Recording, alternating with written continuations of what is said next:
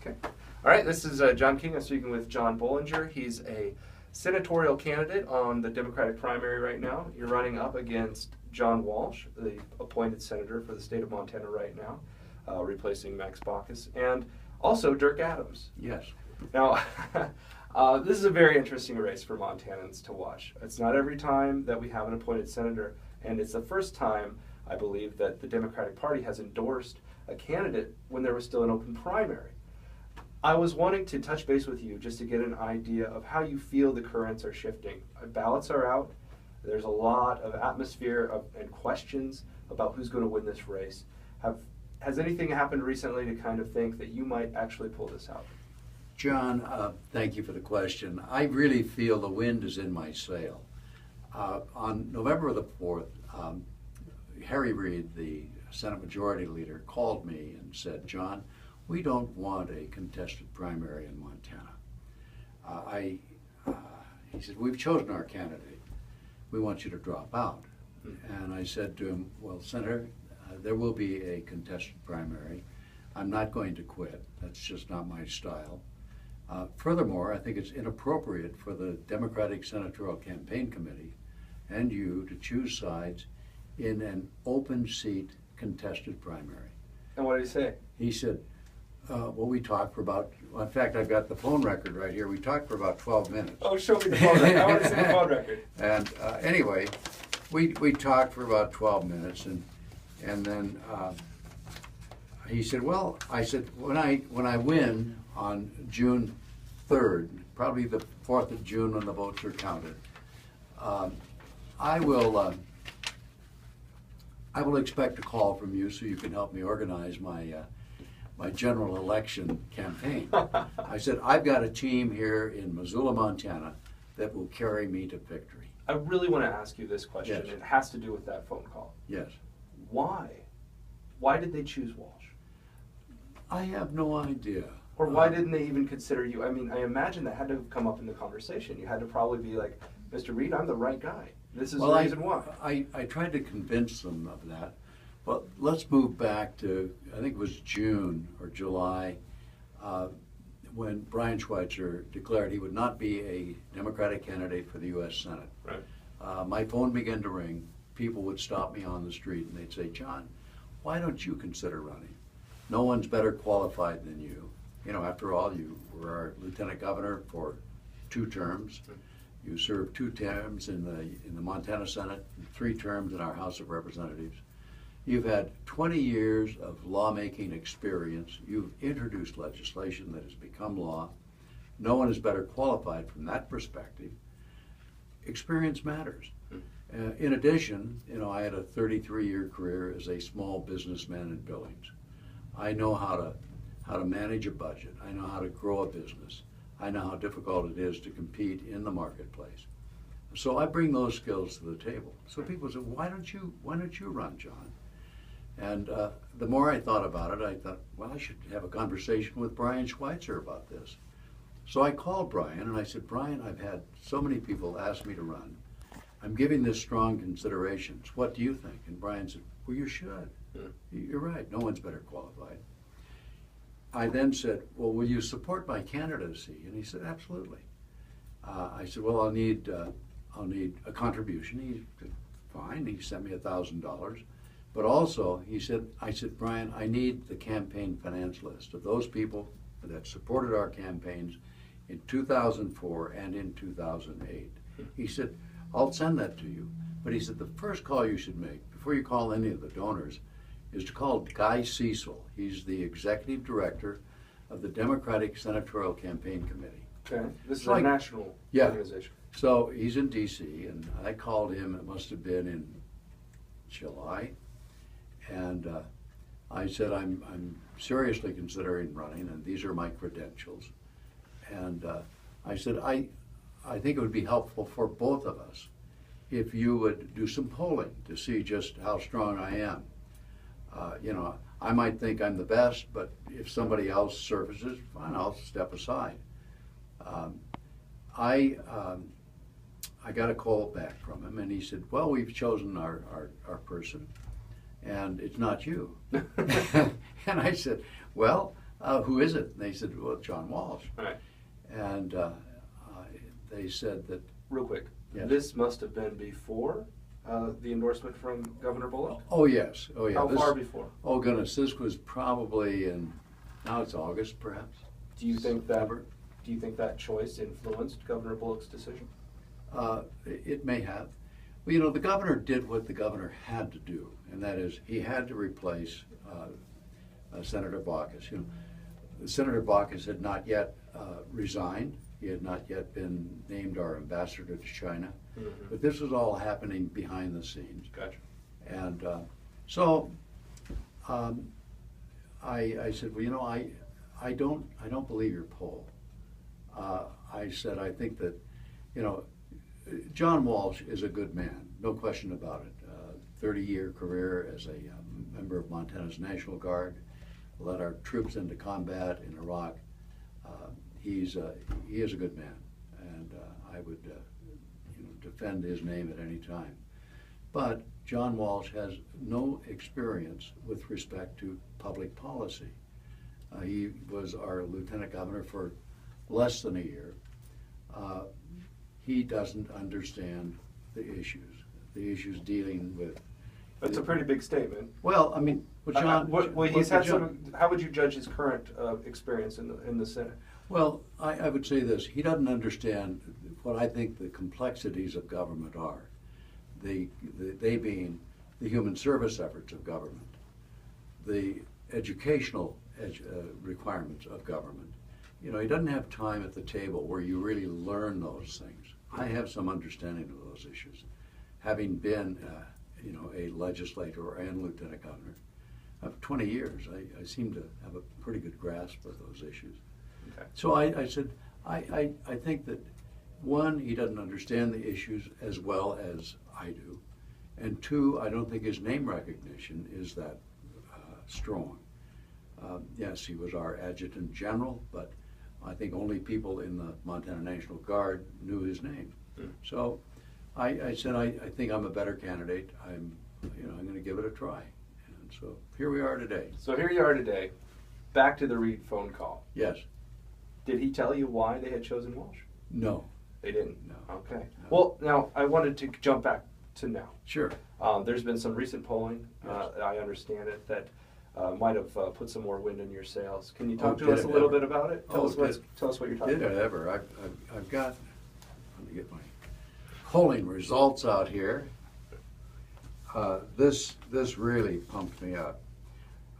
This was the KPAC poll.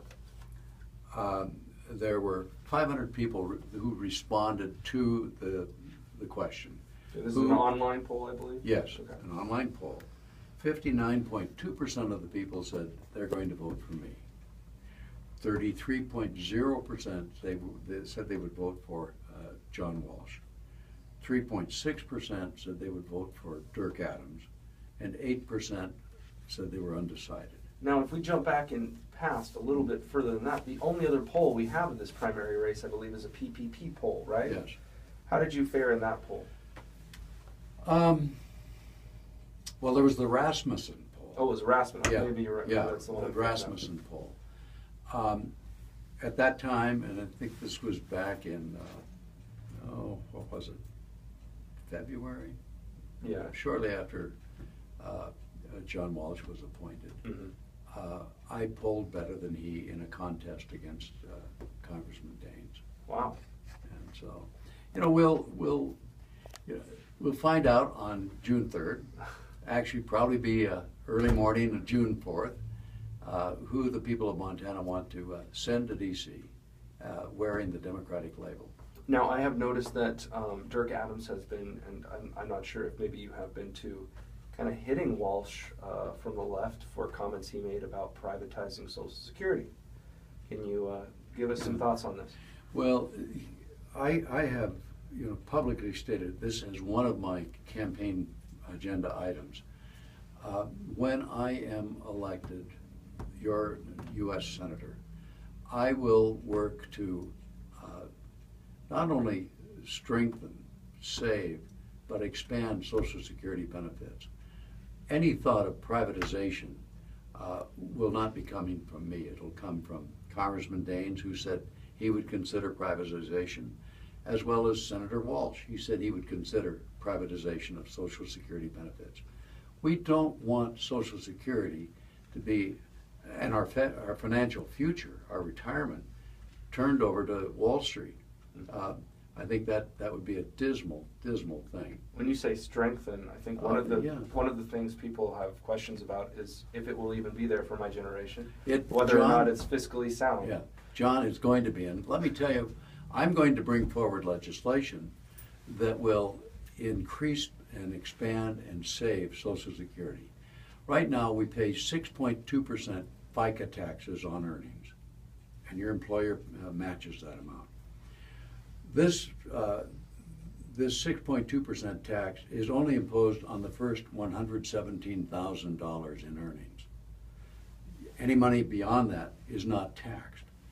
I'm going to lift the cap so that the person that makes $200,000 or $500,000 or $1 million will pay that 6.2% on all earnings.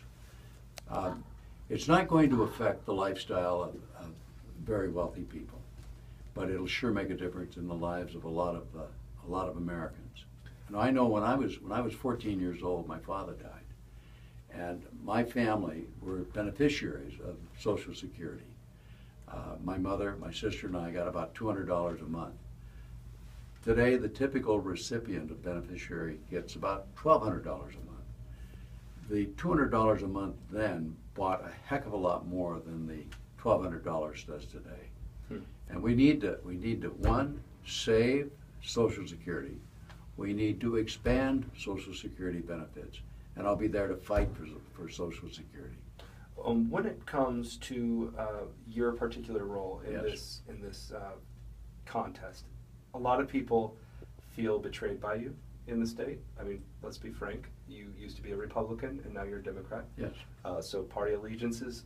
And I think that if I speak openly with other Democrats, a lot of them question your loyalty to the party, having been a new convert to the Democratic Party.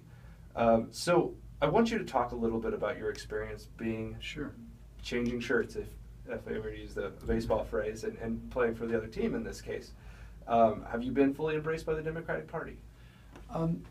Well, when the Montana Democratic Party announced that they were going to endorse John Walsh in this campaign, well, it is what it is. I was disappointed, but there's nothing I can do about that. Well, and didn't they even come out with a statement saying he was the only real Democrat in the race? Yeah, and they even questioned Dirk Adams's credentials because they said, oh my, he's contributed to Republican candidates. In Montana, we don't register as Democrats or as Republicans. Right. We register to vote. Now, when I first ran for office, I chose to run as a Republican. I grew up in a family of Democrats. My mother and father prospered because of the New Deal. But that racism thing back then probably pushed you away from the Democratic Party. Well, I mean, let's be honest. I mean, it's not that far away from the slave states era, right? Well, but the thing that really, I'd always felt like, FDR put America to work. My parents prospered, and we have this Catholic conscience that tells us to feed the hungry and clothe the naked. I thought the Democratic Party did a better job of that. But when I was finally in a position where I could run for office, and it was something that I couldn't consider, even though I had a strong interest in politics. I had 6 children at home. I didn't think it would be fair to my kids or to my wife if I had have said, well, honey, I'm going to run for the state legislature. I'll be going to Helena for 4 months. She would have said, the hell you are. You're going to stay home. You're going to take care of your family. And I knew this, that had I run for office, I would have made about half my customers unhappy. That's not too smart. Yeah. So I had to wait till my children were raised and I'd sold my business, I'd retired. And I thought, well, what party will I represent? By that time, having been a small businessman in Billings for 33 years, I felt that we need good financial management of our state budget, and I felt that the Republican Party were better money managers. I saw this as really the thing that led me to the Republican Party. But after serving one term, that was the first term was in 1993, I found this was not exactly a good fit. I mean, I like the money management part, but I have a greater interest in funding education and human service efforts of government. Do you feel that the modern Democratic Party and the President and the democratically controlled Senate have done a good job of money management today? I don't think either party has done a good job of money management today. I'm terribly disappointed that our Congress in September of last year chose to deal with the budget crisis by sequestration, a 5% across-the-board reduction in every agency's budget. That's not money management. That's a painful way to try and deal with a problem. Well, that was the fallback, right? They were supposed to reach another solution and never got there, right? But we need people that can reach across the aisle. We need people that can, one, examine the budget, challenge expenses, as Governor Schweitzer and I did. When we came into office, we inherited an ending fund balance of about $40 million. When we left office 8 years later, in January of 2013, we handed off an ending fund balance in excess of $450 million. We did that because we're good money managers. One, we developed our resources. Two, we put Montanans to work. And three, we challenged expenses. And I think that's what we have to do at the federal level, is we've got to put Americans to work. We've got to challenge expenses. I think the budget crisis can be easily dealt with. It's a matter of we'll have to raise some taxes. We'll have to challenge expenses. I know there's tremendous waste and abuse in the federal budget. We can deal with that, John. All right, last two questions. Yes, First, sir. give me a prediction for the primary results. What percent do you think you're going to take? What I'm will your going to win. competitors take? I'm going to win. I'm not going to be bold enough to say, oh. Oh, come on, lay it on the line. You're bold enough to run. You can make a bet on it. Well, I'll place you a bet. I will win. Okay. I have a sense of confidence about 60%, 50%, 51%? All you need is 50% plus one vote. Okay. And but I'm going to win. I feel confident about that. And with that stamp of approval, I will go into the general election cycle promoting my progressive agenda. When you become a senator, if you get there, will you promise to come talk with us on Talkback on a month-to-month basis? Absolutely. Right. Sign me up. All right, we have that on video. Okay. Final question. I know you have an 8-point plan or an 8-point agenda. Yes, sir. Go through it for us real quick. All right. Well, the first thing we've got to do is take money out of the equation. Money plays too significant a role in election outcomes. When the United States Supreme Court gave First Amendment rights of free speech to corporations, they erred. In the original Constitution or in the Citizens United decision? In the Citizens United, okay. Yeah. And so I say, get the money out of the equation. You know, our founding fathers warned us of the harmful effect, the corrosive effect of money in politics. So what I'm going to do is bring forward, my first month in the U.S. Senate, I'm going to bring forward a constitutional amendment that will declare only human beings are entitled to First Amendment rights of free speech. Number two, I'm going to shorten the campaign period to 90 days. Now, our neighbors to the north in Canada elect their government in a 90-day period. We're just as smart as they are. We can do the same. So, shorten the campaign period, take money out of the equation. I'm going to also support legislation that will expand the Affordable Care Act will push it to its natural conclusion, which is a single-payer system. We need affordable health care for all Americans. I was pleased with the Affordable Care Act in the sense that it did bring $7 billion for the expansion of Medicaid, a health care program for low-income Americans. here in Montana, it would have insured an additional 70,000 Montanans. It would have created 12,000 good-paying jobs in the medical field. The Republican-controlled legislature said no to that. That was a terrible mistake. But, you know, we need to expand our health care so that all Americans are insured. I'm going to also bring forward legislation that will, well, I'm going to reintroduce the Equal Rights Amendment. You know, right now it's been approved by some states, but not all states. It needs, we're going to get rid of the arbitrary deadlines for states to give approval. And in my expansion of reintroduction of the Equal Rights Amendment, I'm going to add, specifically add, not only equal pay for equal work, but a woman's right to choose, as well as protection for our LGBTQ brothers and sisters. That should be part of an equal right. I'm going to bring forward legislation that will expand the minimum wage to a living wage. What would that be? Well, that's hard to say, but I think this, John, if somebody is working full-time, they should not have to rely upon welfare for a living, for subsistence. And so would you structure it something like Montana has, where it fluctuates? Yeah, or would it be, we're going to do $15 an hour, and then 4 years from now when the money system changes, we have to decide it again? Well, it's hard for me to pick a number, but I say we need to do better. The federal minimum wage of $7.25 an hour causes one to live in poverty with no certainty. I'm going to also bring forward legislation that, well, I mentioned Social Security, what I'm going to do for Social Security. We got that blank earlier, yeah.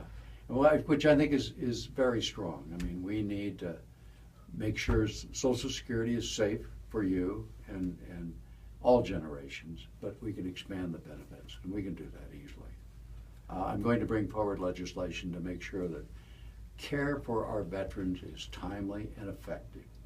Now, I have some experience with this. I have two grandsons that are Marine Corps combat veterans, one from the war in Iraq, one from the war in Afghanistan.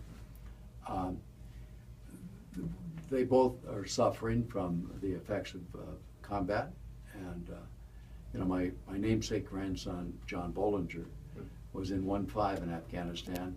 20 members of his platoon were killed or wounded, and he came home with the scar of war, and he needs better care than just, you know, medication. So what would you do?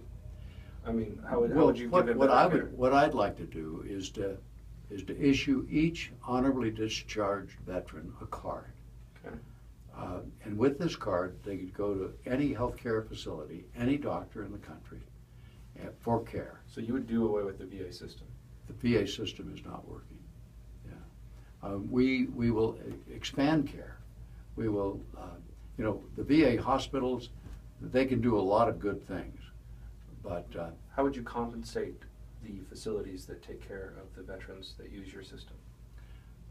Well, they bill us, we pay them. Gotcha. So it's basically, that card is basically a credit card. Yeah, it's like a credit card. Okay. It's kind of like, you know, I have Medicare. I have a Medicare card. I can go to the doc, I pay a fee, just the upfront fee to probably crank up their computer. Right. They bill Medicare for the services they provide. I have a supplemental insurance plan with New West, and they negotiate the rates, and you know, it works very well. So that's what we'll do. And then the final thing that you'll love this. John. Okay. You'll love this. I'm going to bring forward legislation that will provide 18-year-olds with an opportunity for a year of public service, either as a member of the AmeriCorps Vista Volunteer Program, Peace Corps, or the military, in exchange for year-for-year tuition-free education, or the payment of federal student loans. So, sorry, when you say year for year, You spend a year. Can you spend more than 1 year? For example, Oh, I mean, yeah. a lot of people that sign up for the military, like you did, Yeah. probably spent 2 or 3 years at least, right? Yeah. You know, if you give a year, you get a year's tuition. 2 years, you get 2 years tuition. To any But national or including private schools, or how Any. can you use the Yeah. voucher? So I could go through AmeriCorps and then go to Harvard and say, hey, will you let me in? we won't. I mean, This let's is be all- honest about yeah, this. yeah. How does this All work right, out? Because that's a lot of people out there that go through. Yeah, well, you know, I'm a graduate of the University of Montana. I got Okay. a fine education here. We have to see what all of this will cost, but I say year for year, tuition-free education. All right. Perhaps we can only afford the state universities in the states in which these people live. But I know this. When I was 18 years old, I joined the Marine Corps. And it was probably life's greatest learning experience. I learned discipline and commitment. And I think far too many young people today graduate from school and they have no idea about what their future should be. I grew up in the Marine Corps, and I think a lot of young people need to have the same opportunity to learn discipline and commitment, to become a man, to become a woman. And so I have great respect for that. All right. Okay. So follow-up questions Yeah. to some of your policy planks. Working for a corporation, as Yes. I do, a media corporation like Yes. that. I have You don't trouble. like the idea of shortening the campaign period? No, actually, well, yeah, that could hurt me. But no, what I have, the idea of getting rid of free speech when it comes to corporations. I mean, I have a huge problem with Yeah. that. It scares me that someone might be deciding that. I don't understand why I should be able to have free speech as an individual, Yes. and yet when I join with others in a corporation, I should lose that speech. Can you explain? Well, yes. You know, corporations are not people. Yes, it's a And- legal fiction. and- We get that. And, you know, money should not be speech. Why not? Well, the influence of money, I think, has a corrosive effect on politics. Why is money different than someone pamphleteering for free? They're both spreading ideas. See, I guess, you know, as a guy that spreads ideas myself, Yeah. I don't have a problem. If someone wants to invest thousands of dollars in spreading ideas, I say more power to them. Go do that rather than spend your money at a strip club or whatever else you'd spend thousands of Yeah, dollars on. yeah. I think it broadens the table of ideas, and it's a healthy thing for our system. Well, What do you except this, the excessive amounts of money that corporations put into campaigns. I mean, they make deals with their members of Congress. Okay? You know, it's quid quo pro. I'll do this for you if you do that for me. Quid pro quo is illegal Well, in the current system. well, It's not, Citizens United didn't make that legal, well, right? we don't know. I've not been a member of Congress, but I can imagine that you make trades for this support. We would sure like your vote Oh, on yeah. tax. Well, and you'll get tax lobbied. reform. You'll get lobbied out the wazoo, I'm Yeah. sure. Yeah, well, one thing that I'm really people are pleased to hear that I will be a one-term, 6-year senator. I'll give 100% of my time working for my progressive agenda. I will not spend half of my time raising money for the next election cycle. I'm not going to be making deals with anyone. You know, I'm not for sale. And I think too often members of Congress have to compromise their values just to finance the next election cycle. I think that's wrong. Well, I can compliment you on that. Thank you so much for joining John, me, John. thank you. I appreciate the opportunity to visit with you. Thank you. Had a great time. And you too.